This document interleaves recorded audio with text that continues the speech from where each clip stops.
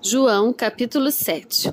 Depois disso, Jesus viajou pela Galileia. Queria ficar longe da Judéia, onde os líderes judeus planejavam sua morte.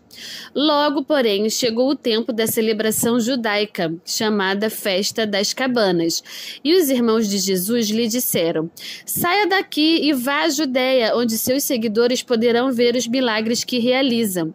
Você não se tornará famoso escondendo-se dessa forma. Se você pode fazer coisas tão maravilhosas, mostre-se ao mundo, pois nem mesmo seus irmãos criam nele." Jesus respondeu: "Agora não é o momento certo de eu ir, mas vocês podem ir a qualquer hora.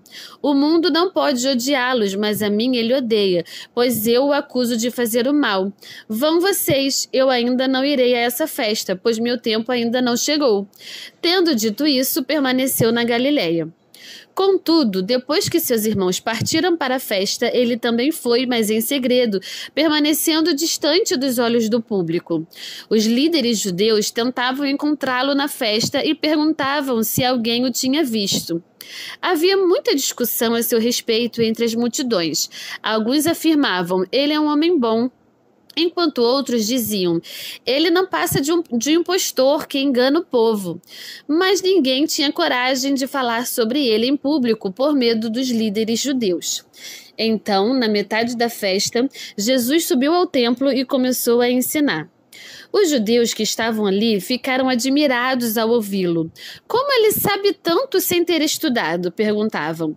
Jesus lhes respondeu: "Minha mensagem não vem de mim mesmo, vem daquele que me enviou. Quem quiser fazer a vontade de Deus saberá se meu ensino vem dele ou se falo por mim mesmo. Aquele que fala por si mesmo busca sua própria glória, mas quem procura honrar aquele que o enviou diz a verdade e não mentiras. Moisés lhes deu a lei, mas nenhum de vocês obedece à lei. Então, por que procuram me matar?" A multidão respondeu: "Você está possuído por demônio. Quem procura matá-lo?"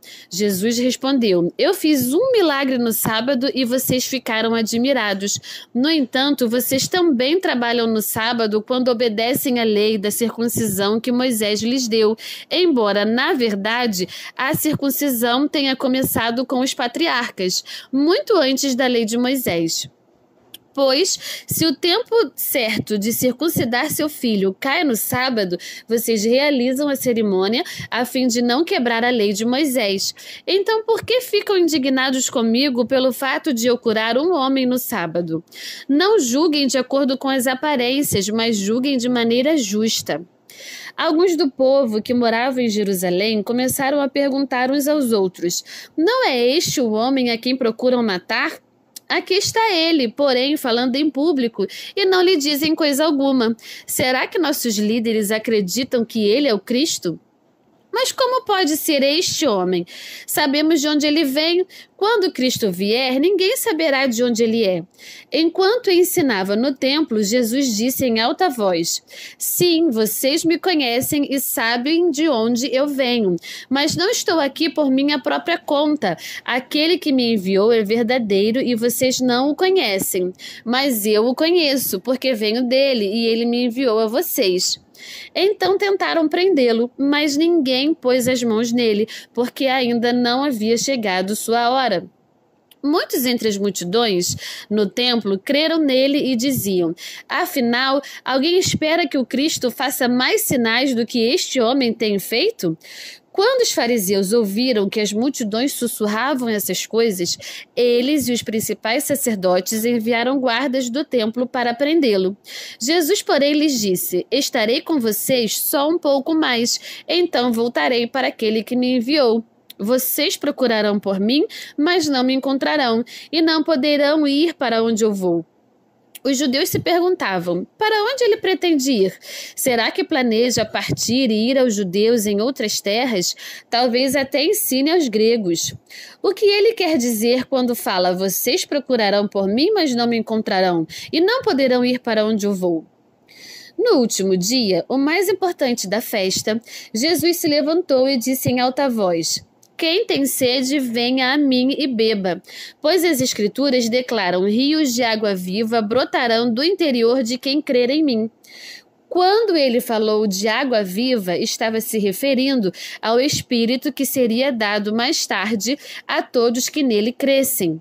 Naquela ocasião, o Espírito ainda não tinha sido dado, pois Jesus ainda não havia sido glorificado. Quando as multidões o ouviram dizer isso, alguns declararam: certamente este homem é o profeta por quem esperávamos. Outros afirmaram: ele é o Cristo. E ainda outros disseram: não é possível, o Cristo virá da Galileia? As Escrituras afirmam claramente que o Cristo nascerá da linhagem real de Davi em Belém, o povoado onde o rei Davi nasceu. Assim, a multidão estava dividida a respeito de Jesus.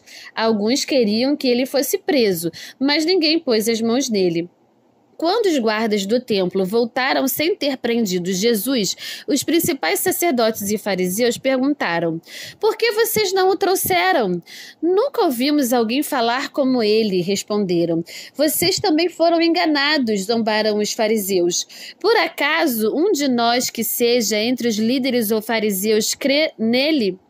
As multidões ignorantes o seguem, mas elas não têm conhecimento da lei, são amaldiçoadas. Então Nicodemos, o líder que antes havia se encontrado com Jesus, perguntou: a lei permite condenar um homem antes mesmo de haver uma audiência?